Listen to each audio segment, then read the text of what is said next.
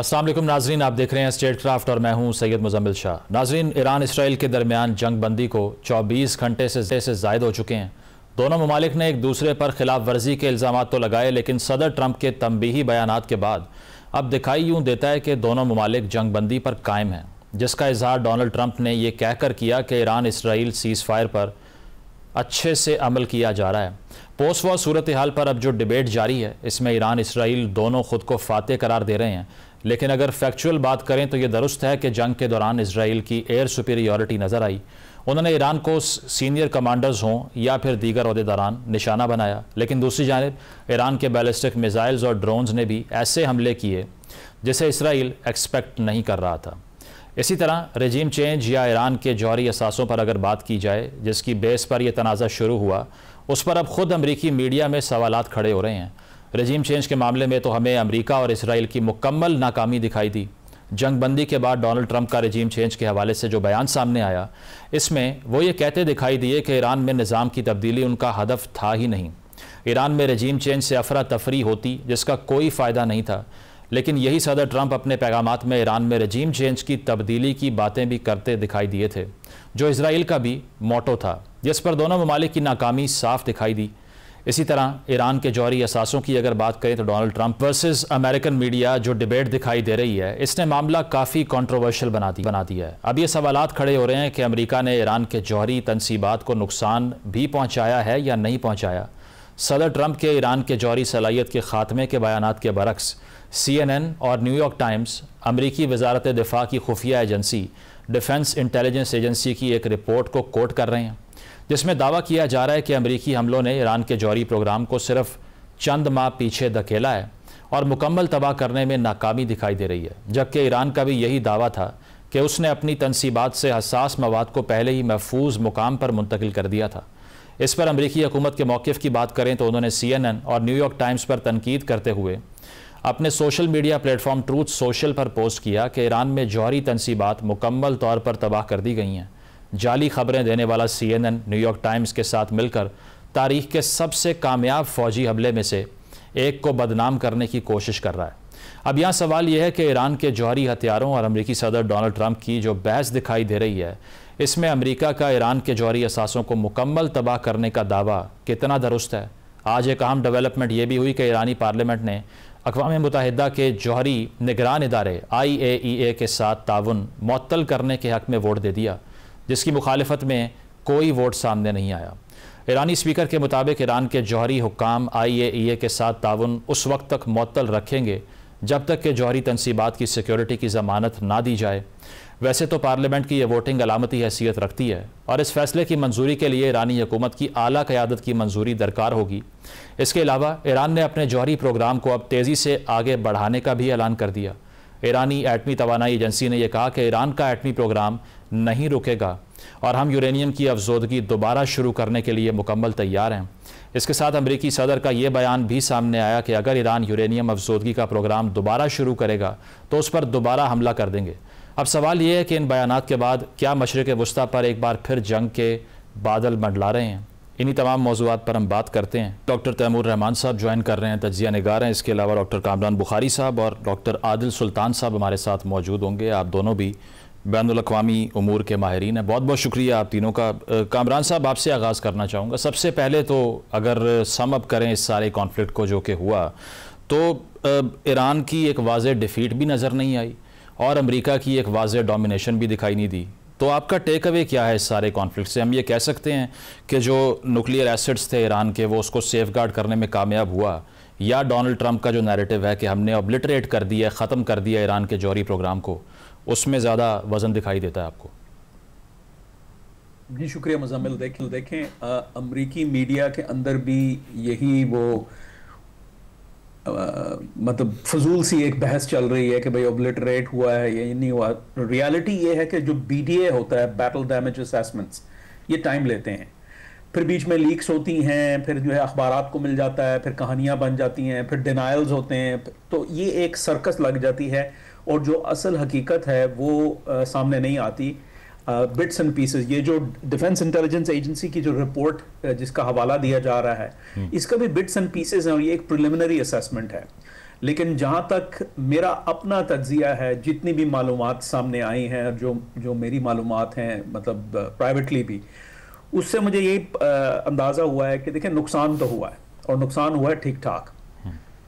तो ये कहना कि जी वो अपनी जौहरी प्रोग्राम को सेफ गार्ड करने में कामयाब हो गया, जिस मुल्क का कोई एयर डिफेंस ही नहीं है, तो वो कामयाब कैसे हो सकता है? सवाल ये होता है कि किस हद तक जो है नुकसान पहुंचा है, और ये कौन कौन सी फैसिलिटीज हुई हैं। देखें, जो GBU 57 है, जिसको हम मैसिव ऑर्डिनेंस पेनिट्रेटर कहते हैं, जो बंकर बस्टर है, तो ये कोई मामूली हथियार नहीं है। और अगर ये 14 गिराए गए हैं, तो फिर आप अंदाजा कर सकते हैं कि कितना नुकसान हो सकता है। फिर ये भी हमें पता है कि टारगेट मिस नहीं हुआ। अब साइट कितनी बड़ी है, उसकी किस हद तक नुकसान हुआ है, कि वो जमीन दोज खासी है, तो ये चीजें तो अभी वक्त लगेगा। और फिर इमेंट के ऊपर बहुत ज्यादा इन्हिसार है, इमेज इंटेलिजेंस के ऊपर, जो सैटेलाइट से मिलती है, और कुछ गालिबन जो है मोसाद के ऑपरेटिव्स हैं on the ground, according to some reports, जो कोई ह्यूमेंट भी दे सकते हैं बैठ के, लेकिन ये सब लिमिटेड है। और आई थिंक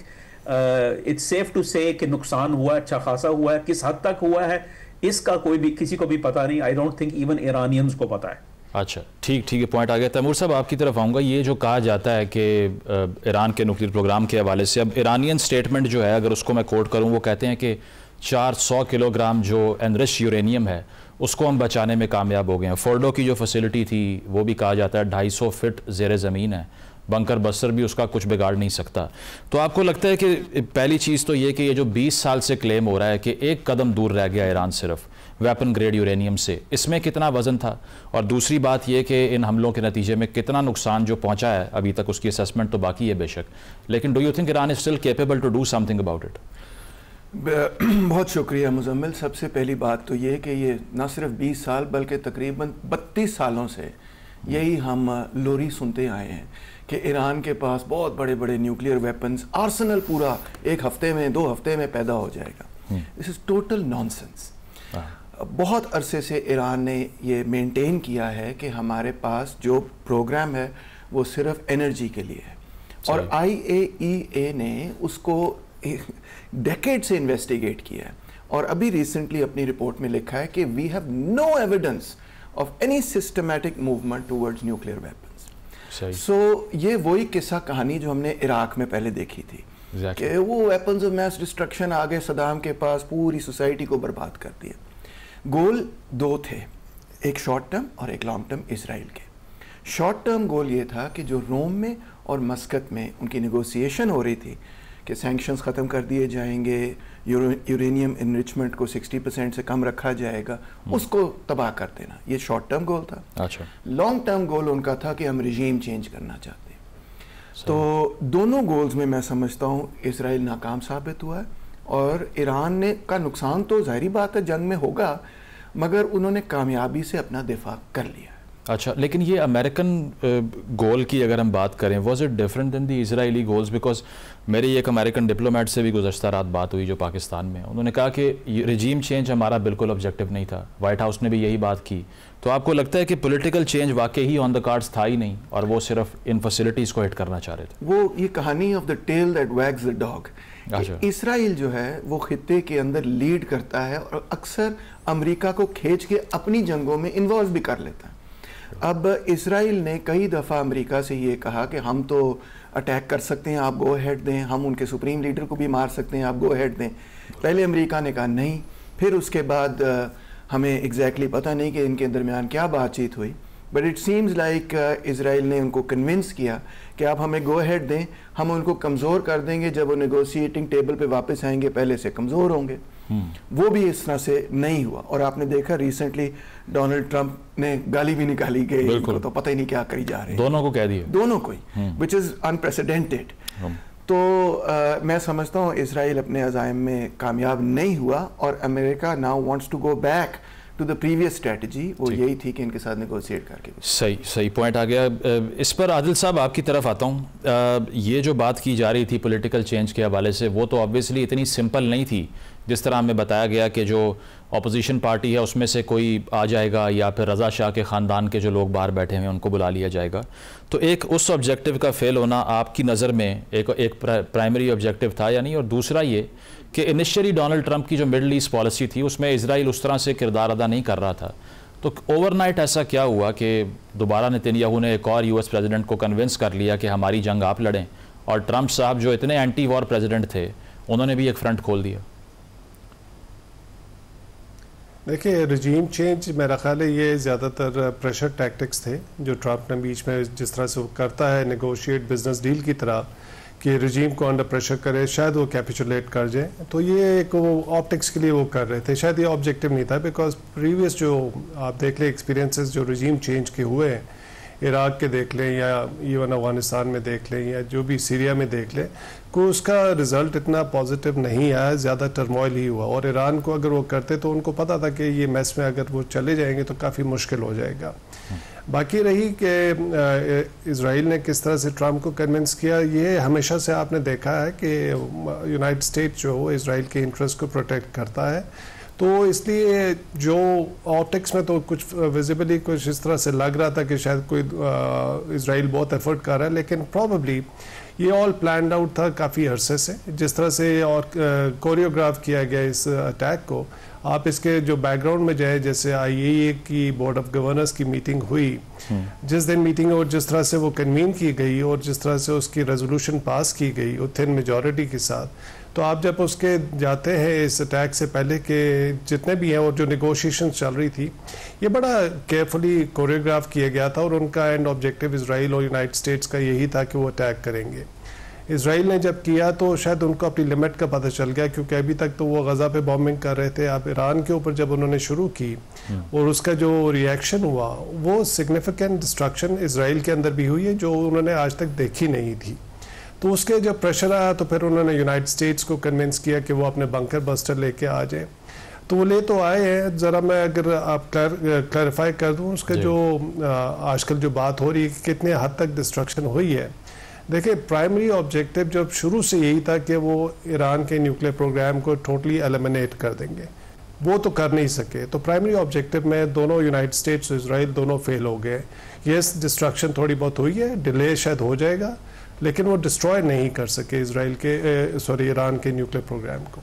नहीं, बट इसमें आदिल साहब अगर डिस्ट्रॉय उन्होंने नहीं भी किया तो आपको लगता है कि ये वाकई सिर्फ सिविल पर्पसेस के लिए ही परसू कर रहा है ईरान? क्योंकि खामेनेई साहब का तो फतवा भी है इसके ऊपर कि न्यूक्लियर वेपन्स वैसे ही हराम है, मैस डिस्ट्रक्शन जो है वो इस्लामिक फेथ के भी अगेंस्ट है। तो उनकी इंटेंशन आपको लगता है इन द फर्स्ट प्लेस कभी थी भी, या सिर्फ अमेरिका ने एक्यूज़ किया जैसे इराक की बात की तैमूर साहब ने अभी? देखिए, डिफरेंट पर्सपेक्टिव इस पे हो सकते हैं। ईरान पे हमेशा ये था कि न्यूक्लियर लेटेंसी की पॉलिसी वो अडॉप्ट किए हुए है, जिसका मतलब ये था कि वो पीसफुल न्यूक्लियर प्रोग्राम के तहत अपनी कैपेबिलिटी या कैपेसिटी को उस लेवल तक लेके जाना चाहते थे कि कभी अगर ब्रेकआउट की ज़रूरत पड़ी तो फतवा वापस रिटर्न करके ये ब्रेकआउट कर भी सकते हैं। वो न्यूक्लियर वेपन्स बनाना उनके इंटरेस्ट में इसलिए नहीं था कि फिर खाली इज़राइल ना होता इस रीजन के लिए उनका एडवर्सरी, बाकी भी रीजनल कंट्रीज़ ने इंडिकेट किया हुआ था कि अगर ईरान न्यूक्लियर वेपन्स बनाएगा तो हम भी बनाएंगे उसमें, तो वो ईरान के लिए ज़्यादा मुश्किल हो जाती। लेकिन हैविंग दैट कैपेसिटी और कैपेबिलिटी, उससे ईरान काफ़ी फ़ायदा उठा रहा था। तो अभी तो देखिए, क्वेश्चन ये आता है कि न्यूक्लियर वेपन का अभी तक वो जब IAEA ने भी कह दिया और बाकी US के भी एक्सपर्ट्स और काफ़ी वेस्टर्न एक्सपर्ट्स भी कह रहे थे कि वेपनाइजेशन की तरफ अभी तक वो नहीं गया था। हाँ, क्वेश्चंस है कि 60% जब आप जाते हैं बियॉन्ड 20%, तो वो फिर क्वेश्चंस हो जाते हैं कि फिर आपकी इंटेंट जो है शायद पीसफुल नहीं है। तो वो 60% एनरिच तो वो कर लिया उन्होंने। सही। और 400 kg जो है वो सिग्निफिकेंट अमाउंट होता है जिसमें 9 से 10 बॉम्ब्स बन सकते हैं अगर वो उसको 90% पे लेके जाए। अच्छा। वो एक अलग बात है कि फ्यूचर में उन्होंने क्या करना था, लेकिन अभी तक ऑन ग्राउंड अगर देखा जाए तो उन्होंने न्यूक्लियर वेपन नहीं बनाया था। फैसिलिटीज सारी सेफगार्ड्स में थी, ये HEU भी अंडर सेफगार्ड्स था, IAEA की मॉनिटरिंग हो रही थी। तो उस लिहाज से हम उस तरह से कह नहीं सकते ठीक है कि Iran probably with in weeks bomb बनाने उनका थ्रेशोल्ड था। ठीक है, प्रोग्राम में एक ब्रेक शामिल करते हैं, ब्रेक के बाद वापस आएंगे। Stay with us.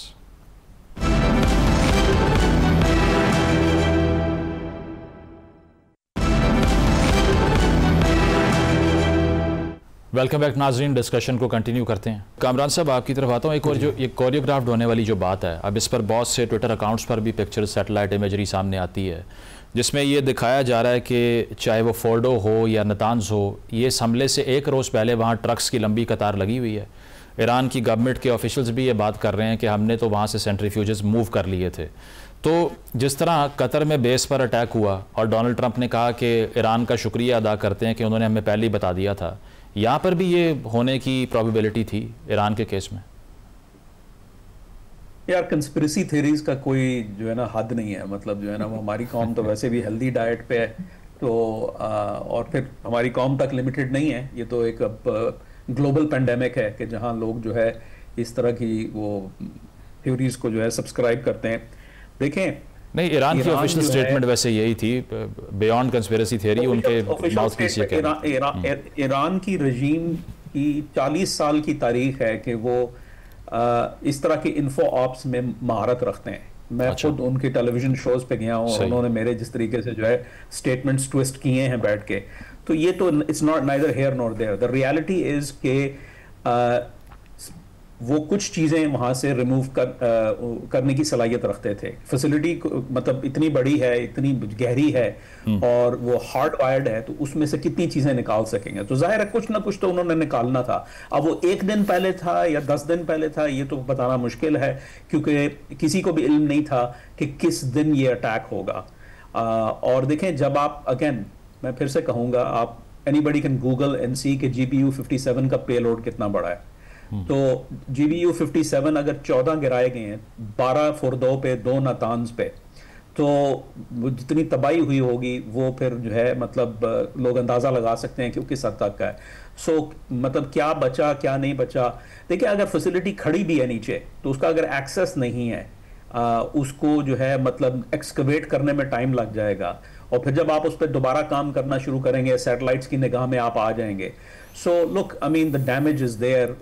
अब उसको जो है इंफॉर्मेशन ऑपरेशंस के तहत जो है हम कहें कि अच्छा इतना नहीं हुआ, उतना नहीं हुआ, तो अब अमेरिका के अंदर भी एक सियासत चल रही है कि हाँ भाई, जो लिबरल मीडिया है और जो मुखालफिन है इस एडमिनिस्ट्रेशन के, वो जाहिर है वो कहेंगे कि आके कि देखें जी ये कुछ भी नहीं हुआ, ये तो जो है मतलब हमारा सदर हमें किधर लेके जा रहा है।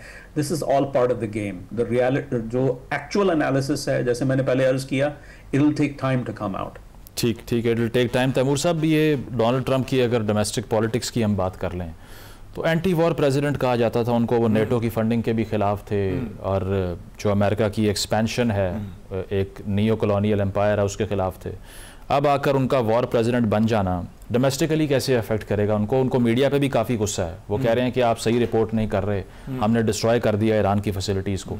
तो ट्रंप जो है वो डोमेस्टिक पॉलिटिक्स में कैसे अप्रोच मेरा ख्याल है कि अमेरिकन सिस्टम में आप शक्लें तब्दील कर सकते हैं, मगर जो लॉन्ग टर्म पॉलिसी रियासत की बनी होती है, जिसको हम कहते हैं डीप स्टेट बनाती है, या उनके थिंक टैंक्स बैठ के एक स्ट्रेटजी प्लान करते हैं, सोचते हैं, वो अपनी जगह कायम होती है। आपको याद होगा कि ओबामा भी एक एंटी वॉर प्रेसिडेंट ही थे, या एटलीस्ट जब उन्होंने कैंपेन किया तो लिबरल ओपननेस, हम दोस्ती करेंगे, हम जंग नहीं चाहते, मगर फिर उन्हीं के पीरियड के अंदर कितनी जंगें हुई। Woodrow Wilson peace without war का नारा लगा के आए और फर्स्ट वर्ल्ड वॉर में ले गए। Exactly right, exactly. खैर, वर्ल्ड वॉर तो और भी बड़ी चीज़ है, बट मेरा पॉइंट ये है कि शक्लें बहुत तब्दील होती हैं, मगर पॉलिसी जो कायम होती है उसके पीछे जो लॉबीज़ हैं, जो प्रोसेसेस हैं अमेरिकन पॉलिटिक्स में, वो और है। और जो डेमोक्रेट्स उन पे तनकीद कर रहे हैं, आपको लगता है दे वर इन पावर तो they would have done the same thing? They did the same,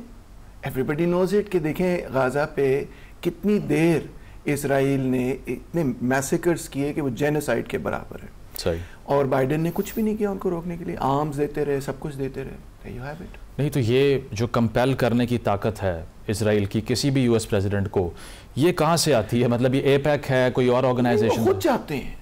ये भी एक मिसअंडरस्टैंडिंग है, वो अमेरिकन एक्चुअली खुद चाहते हैं। बाइडेन की वो स्टेटमेंट आपने सुनी होगी ना कि if there wasn't an Israel we'd have to invent one, याद है वो? उसने अपनी जवानी में दी थी स्टेटमेंट।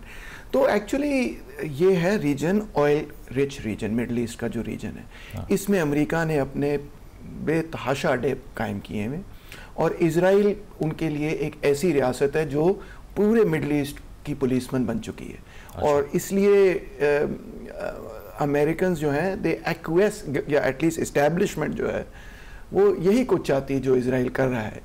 उसमें इख्तलाफ सिर्फ इतना हो सकता है कि अभी करना है या बाद में करना है, किस हद तक करना है कि नहीं करना, मगर उनका बड़ा फर्म अलायंस बेसिकली 56 से लेकर अब तक। यूएई, कतर, ओमान वगैरह इतना एंटेगनाइज फील नहीं करते अमेरिका की तरफ, वो भी मुस्लिम कंट्रीज हैं, वो तो इसराइल की तरफ भी एंटेगनाइज नहीं फील करते। और इनफैक्ट इब्राहिम अकॉर्ड्स के बाद बेतहाशा इन्वेस्टमेंट कतर ने, कुवैत ने, यूएई ने इजराइल की कंपनीज में की है, और इजराइल की कंपनीज ने बेतहाशा इन्वेस्टमेंट इन कंपनीज में की है, सॉरी इन कंट्रीज में की है। बिल्कुल जी। तो इसमें आपको लगता है कि ईरान की साइड से there is nothing different, it's just the Israeli ambition? Yes, I think so. I don't think कि ईरान ने ये ऐसा कोई कदम उठाया है जिसकी वजह से हम ये सोचें कि उन्होंने प्रोवोक किया अटैक। एक्चुअली मैं इसको इस तनाज़र में देखता हूँ कि अक्टूबर 7 के बाद इजराइल ने एक रीजन में तब्दीली के लिए पूरा प्लान लॉन्च किया है। पहला उसका हिस्सा ये था कि हमने हमास को उड़ा के रख देना है, चाहे हमें पॉपुलेशन को भी उसके लिए तबाह कर देना पड़े। सही। दूसरा उनका हिस्सा ये था, by December they had already invaded Lebanon, ठीक है ना, this was the 6th invasion, Chhathi invasion 78 से लेके अब तक जो उन्होंने लेबनान में की, जहां उन्होंने हसन नसरुल्लाह को कत्ल किया और 2-3 हज़ार हिजबुल्लाह के मिलिटेंट्स को भी मारा। फिर उसके बाद उन्होंने सीरिया के अंदर रेजीम चेंज शुरू की, जो टर्की को ले आए। एग्जैक्टली, वहाँ उन्होंने टर्की के साथ कोऑर्डिनेट किया, गोलान हाइट से आगे उन्होंने कई ज़मीनें भी ऑक्यूपाई कर ली, स्ट्रेटेजिक एरियाज, और हुतीज़ भी उनके लिए एक प्रॉब्लम है, उसको भी वो डील कर रहे हैं, मगर फाइनल प्राइज इस सारी चीज़ का जो है वो ईरान है। ठीक है, ये मतलब जो ईरान की ऑफशूट्स जो क्लेम किया जाता है, they are also problem. Adil साहब, ये जो बात तैमूर साहब भी कर रहे हैं, जो HHH है बेसिकली, हुतीज़, हिजबुल्लाह और हमास, तो इनका आगे चलकर कोई आप देख रहे हैं फंक्शनल रोल? क्योंकि लेबनान ने तो क्लियरली इस बार कह दिया हिजबुल्लाह को कि ख़बरदार आप अगर इस जंग का हिस्सा बने, हमास भी बैकफुट के ऊपर है, तो ईरान को फिर अपनी ही मिलिट्री पावर पर रिलाई करना पड़ेगा इजराइल को इस खित्ते में डिटर करने के लिए, या फिर इन ऑर्गेनाइजेशंस में do you think that something is still left in them? देखिए, बिल्कुल ख़त्म तो नहीं हुई, लेकिन डेफिनेटली उनकी जो पेन इन्फ्लिक्ट करने की कैपेसिटी थी इन ऑर्गेनाइजेशन की, जब से वो प्रॉक्सी के तौर पे यूज़ हो रहे थे, over a period of time काफ़ी रिड्यूस हुई उनकी लीडरशिप को। जिस तरह अभी मेरे को पैनलिस्ट भी कह रहे थे, उन्होंने सिस्टमेटिकली जो है, जिस तरह से फ़लस्तीन के ऊपर गज़ा पे हमास को, हिजबुल्लाह को, सबको एक तरह से न्यूट्रलाइज करने की कोशिश की, और फिर then they came after Iran के, जहाँ से वो समझते हैं कि इनको मेजर सपोर्ट मिलती थी, तो वीक तो हो गई है, लेकिन बिल्कुल ख़त्म होना शायद मुश्किल होगा। जैसे हमने अफगानिस्तान के अंदर भी देखा कि उन्होंने जितनी भी बॉम्बिंग कर ली, कुछ भी कर लिया, अगर लोग वहाँ पे सपोर्ट थोड़ी भी रहेगी तो वो रेजिस्टेंस जितनी भी है अपने कैपेसिटी के हिसाब से थोड़ी बहुत रेजिस्टेंस रहेगी उसको।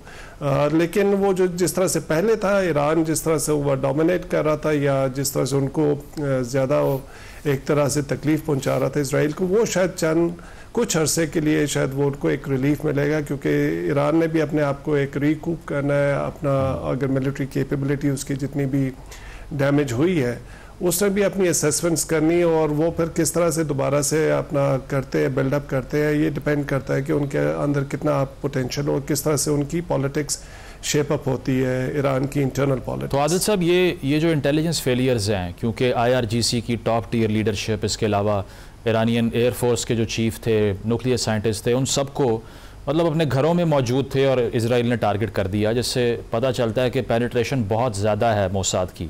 उसके लिए आपको लगता है कि ईरान को कुछ करना पड़ेगा, अदरवाइज तो आप जिससे भी रिप्लेस करें दिल take him out?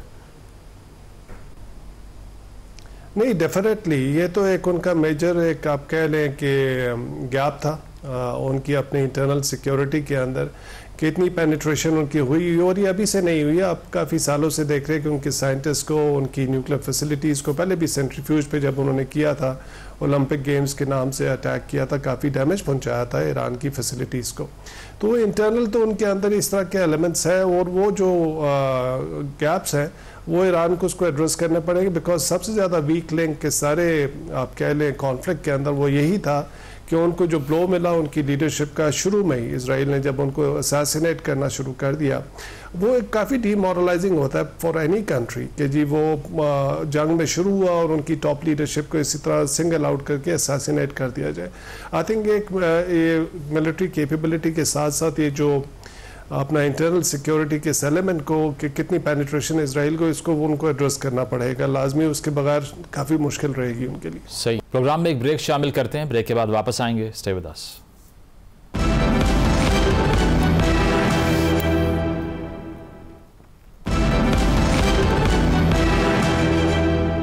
Welcome back नाजरीन, पैनल हमारे साथ मौजूद है, डिस्कशन को कंटिन्यू करते हैं। कामरान साहब, आपकी तरफ आता हूँ। ये जो चीन और रूस का फैक्टर था इसमें, अब ऑब्वियसली अगर ईरान के अंदर पोटेंशियल एक रजीम चेंज हो जाती है तो उसमें फिर ये जो सीपैक का एम्बिशन है, सिल्क रोड का और बाकी चीज़ें, उसको भी एक कह सकते हैं कि एक बहुत बड़ा धचका लगेगा चाइना के कॉन्टेक्स्ट में।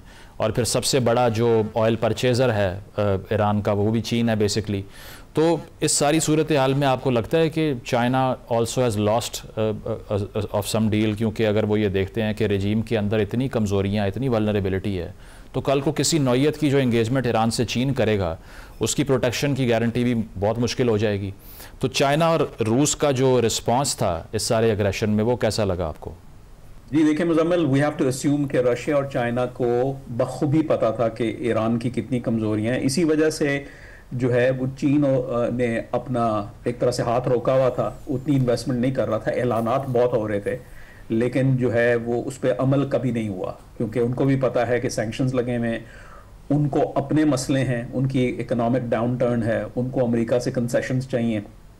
वो भी एक ब्रिंक्समैनशिप कर रहे हैं वेस्टर्न पैसिफिक के अंदर, जो उनकी जो मिलिट्री एक्सरसाइजेज हैं और जो ताइवान के ऊपर वो इंसर्कलमेंट एक्सरसाइजेज करते हैं, तो उनके अपने मसले हैं। तो वो क्या मदद कर सकते थे? चीन ने रूस की मदद नहीं की यूक्रेन के अंदर, एक हद तक ही जो है उसका साथ दिया, बहुत ही लिमिटेड। इसी तरीके से रूस जो है वो चीन की मदद नहीं कर सकता, क्योंकि चीन को इस वक्त जो है डीकैपिटलाइज हो रहा है, उसको पैसों की ज़रूरत है।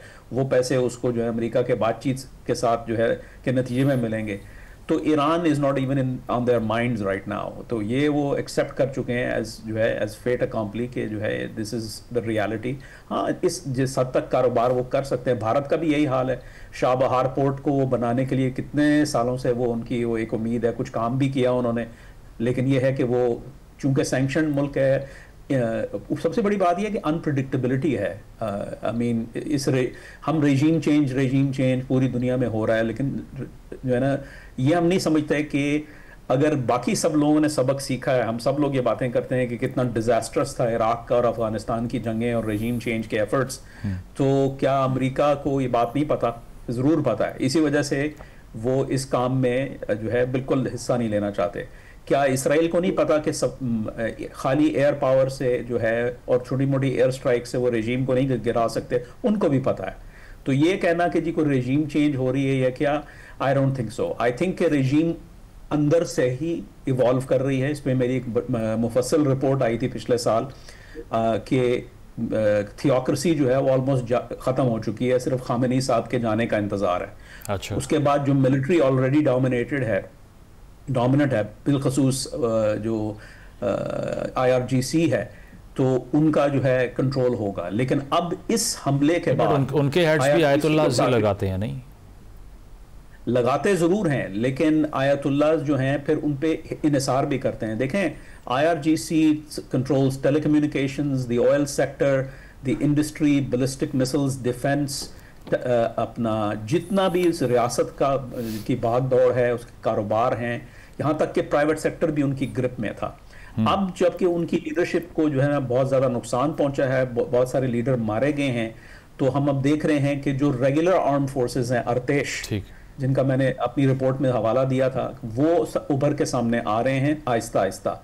तो वो एक रेजीम चेंज इंटरनली हो रहा है, बाहर से किसी को कुछ करने की जरूरत नहीं। आई थिंक ये ऑपरेशन बड़ा लिमिटेड था, इसका ताल्लुक सिर्फ और सिर्फ जौहरी हथियार से था और न्यूक्लियराइजेशन था। फिर ये है कि इंटेलिजेंस में it's not what we know, it's what we don't know. That's what intelligence agencies are worried about पूरी दुनिया के अंदर, कि भाई ये बातें तो हमें पता है, लेकिन हमें क्या नहीं पता उससे हम ज्यादा खौफजदा हैं। सो ये कहना कि जी जो है वो उन्होंने फतवा दे दिया कि जी हराम है, ऑफ कोर्स वो फतवा देंगे, ऑफ कोर्स वो दुनिया को यही बताएंगे कि हम नहीं बना रहे। जिस ताकत ने भी, जिस मुल्क ने भी न्यूक्लियर वेपन्स हासिल किए हैं, क्या उसने बता के हासिल किए हैं? नहीं, उन्होंने खामोशी से किए हैं। नहीं, उस पर स्टेटमेंट वैसे इजराइल से भी जब पूछते हैं ना कि do you have nuclear weapons, तो वो जवाब देते ही नहीं है, वो ये नहीं कहते नहीं है हमारे पास। ठीक, क्यों कहेंगे वो? बिल्कुल, but Iran is denying, there is a difference. किस किस्म का डिफरेंस? नहीं, डिफरेंस ये कि कैटेगोरिकली डिनायल तो ईरान से आता है, इजराइल से नहीं आता। हाँ, मतलब कैटेगोरिकल डिनायल है ना, कि मतलब देखें ये एक लंबा प्रोसेस है और मीडिया की गुफ्तगू में और इवन जो पॉइंट आ गया है। सही सही, मैं इस पे तैमूर साहब ये जो बात कामरान साहब भी कर रहे हैं, इंटरनल स्ट्राइफ जो रेजिम को फेस करनी पड़ी वो भी खासी ताकतवर रही। मासा अमीनी की प्रोटेस्ट आप देख लें या इसके अलावा जो दीगर चीज़ें हुई, आपको लगता है कि वो भी कभी ना कभी इस रेजिम को रिप्लेस कर सकती है, या फिर वॉर के बाद वो मज़ीद यूनिफाई हो गए हैं जिस तरह पाकिस्तान के केस में हुआ? हाँ जी, मेरी पहली बात तो ये कि ये असेसमेंट करेक्ट है कि लेट 90s से लेके अब तक, अली ख़ातमी के इलेक्शन से लेके अब तक, ईरान के अंदर नज़रियाती एतबार से ह्यूज शिफ्ट है, मैसिव शिफ्ट है। जिनको हम रिफॉर्मर्स या मॉडरेट्स कहते हैं वो ही पॉपुलर लोग हैं अब ईरान के अंदर, और जो गार्डियन काउंसिल और कंजर्वेटिव्स हैं वो डीप स्टेट को कंट्रोल करते हैं, डिफेंस, कम्युनिकेशंस और इन चीज़ों को। मगर जो पॉपुलर सपोर्ट है इस वक्त वो ज़्यादा, ये नहीं कि मुकम्मल, मगर ज़्यादा रिफॉर्मर्स के लिए है। ये बात करेक्ट है। तो रिजीम चेंज, तो वॉर के नतीजे में मगर ईरानियंस यही कहते हैं कि हमने अपने मुल्क का दिफा करना है। इसका ये मतलब नहीं है, अब आपने भी पाकिस्तान का एक तरह से दिफा किया अपने ख्यालात से, अपने नज़रियात, अपनी रिसर्च से, मगर इसका ये मतलब नहीं कि आपके इख्तलाफात ख़त्म हो गए हैं। बाकी सियासी जो पॉलिटिकल डिफरेंसेस हैं, ग्रीवेंसेस हैं, इसी तरह ईरान में भी है कि वो अपने मुल्क का दिफा ज़रूर करेंगे, मगर एट द सेम टाइम वो ये भी चाहेंगे कि ईरान के अंदर आहिस्ता आहिस्ता रिफॉर्म्स आएँ और वो तब्दीलियाँ और जो हार्ड लाइन पोजीशन है वो ख़त्म। But war as a phenomena polarisation को, सियासी तकसीम को ख़त्म भी कर देती है, तो ईरान में ऐसा हुआ? सप्रेस कर देती है, कम हुई होगी। हाँ, कम कर देती है, वो लोग इजहार नहीं करते, क्योंकि ये देखिए हिस्टोरिकल चीज़ें जो है ना बड़ी अरसे के बाद डेवलप होती हैं। फॉर इंस्टेंस जो ये रिफॉर्म मूवमेंट थी जो ईरान के अंदर अब पॉपुलर है, वो पूरा अगर आप उसका लॉन्ग टर्म देखें कि जो ईरान इराक वॉर हुई उसमें जो मार्टर्स, उसमें जो एक्सपीरियंसेस, उस सारी चीज़ के नतीजे में 97-98 में जाके वो एक नई चीज़ उभरी। तो वो इतनी आसानी से ना ख़त्म हो जाएगी ना वो सप्रेस हो जाएगी। और ईरान जो है वो एनपीटी से बाहर आने को कंसिडर कर सकता है? अब तो ऐसे लग रहा है कि जो इन्होंने हरकतें की हैं वो उससे ना सिर्फ ईरान मगर बहुत सारे मुल्क अब ये कहेंगे कि फिर नॉर्थ कोरियंस ठीक ही कहते थे कि न्यूक्लियर वेपन्स होंगे तो आप पे कोई हमला नहीं करेगा। सो इनफैक्ट ये इस किस्म के एक्शन से आप थर्ड वर्ल्ड कंट्रीज को जो मैसेजिंग दे रहे हैं वो यही है कि अपने दिफा के लिए, या वैसे वो रियलिस्ट पोजीशन ले रहे हैं मेयर शामिर वली के, बॉम्ब बना लो तो अमन आ जाएगा। नहीं, अमन नहीं आएगा, मगर सिग्नल ये मिल गया है इनएडवर्टेंटली। सही, ठीक है, ठीक है। आदिल साहब, इन कंक्लूजन ये जो इंटरनेशनल सिस्टम का एक डिबैकल है, मुझे तो ये वो इंटर वॉर पीरियड वाली लीग ऑफ नेशंस लग रही है जिसमें कोई भी हमला किसी भी मुल्क पे आकर कोई भी कर दे तो एंटोनियो गुटेरेस साहब उसको कंडेम कर देते हैं, उससे बढ़ के कुछ नहीं कर सकते, सैंक्शन नहीं कर सकते, वीटो पावर का कोई हल नहीं है किसी के पास। तो ये जो यूएनओ की हमने सारा रोल देखा है इस कॉन्फ्लिक्ट में, या इंडिया पाकिस्तान के कॉन्फ्लिक्ट में, यूक्रेन रशिया के कॉन्फ्लिक्ट में, कैसा लग रहा है आपको? ये डेंजरस नहीं है इंटरनेशनल सिस्टम के लिए कि हर मुल्क को यही बात अब परसीव करना समझ आ रहा है कि अगर आपके पास ताकत है डू एनीथिंग, और अगर ताकत नहीं है तो फिर तैयार रहिए बर्बाद होने के लिए? देखिए, बेसिक जो असूल हमारा अगर इंटरनेशनल रिलेशंस का, पॉलिटिक्स का हमेशा से तो रहा है, लेकिन ये जो पिछले चंद सालों में हम जिस तरह से हेल्पलेसनेस देख रहे हैं यूएन की, कि एक सिंबॉलिक जो वैल्यू भी होती थी कि जहाँ पे एक प्लेटफॉर्म पे इकट्ठे हो जाते थे, उससे भी अब कोई फ़ायदा नहीं हो रहा। और ख़ाली यूनाइटेड नेशंस का नहीं है, उसकी जितनी सब्सिडरी बॉडीज़ हैं उनकी भी क्रेडिबिलिटी जो है वो बड़ी क्वेश्चनेबल होगी। जैसे ईरान के कॉन्टेक्स्ट में इंटरनेशनल एटॉमिक एनर्जी एजेंसी की जो क्रेडिबिलिटी बड़ी क्वेश्चनेबल है, बिकॉज उन्होंने रिपोर्ट किस तरह से उसको इंजीनियर किया और किस डे पे किया। और जो मैं कोरियोग्राफिक की बात कर रहा था, कोरियोग्राफी ईरान और इजराइल के दरमियान की बात नहीं है, वो कोरियोग्राफी इंटरनेशनल इंस्टीट्यूशंस इजराइल और यूनाइटेड स्टेट्स के, जिस तरह से वो बिल्ड किया गया केस कि एक दिन पहले आप बोर्ड ऑफ गवर्नर्स की मीटिंग बुला के, और वो रिपोर्ट जो जिस बेसिस पे थी वो थी इजरायली इंटेलिजेंस की रिपोर्ट के बेसिस पे कि जी ईरान का जो एनरिच्ड यूरेनियम है और लाइकली है कि ये सेफ गार्ड्स को अपना नहीं कर रहा। अब देखिए ईरान ने आज जो पार्लियामेंट ने पास किया है कि जी हम IAEA के साथ कोऑपरेशन अपनी ख़त्म कर रहे हैं। अब उनके सुप्रीम लीडर जो भी डिसाइड करेंगे, लेकिन ये एक इंडिकेटर है कि probably they are moving towards के जी NPT से विड्रॉ कर लें। और वो उनकी एक राइट है, क्योंकि NPT के आर्टिकल 10 के अंदर ये होता है कि अगर आपका नेशनल सिक्योरिटी एट स्टेक है तो आप उससे विड्रॉ कर सकते हैं 3 मंथ्स के नोटिस पे।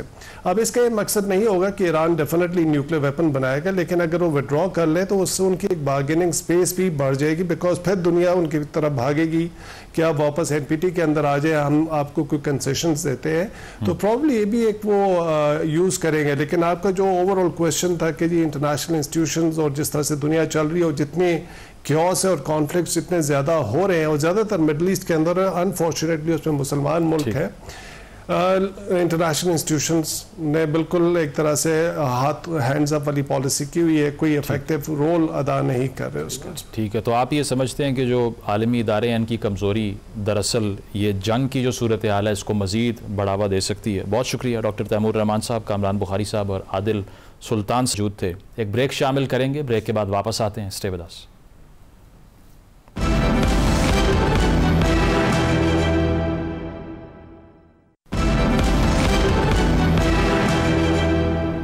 नाज़रीन, प्रोग्राम आपने मुलाहिज़ा किया, फीडबैक ज़रूर दीजिएगा। इजाज़त दीजिए, अल्लाह हाफ़िज़।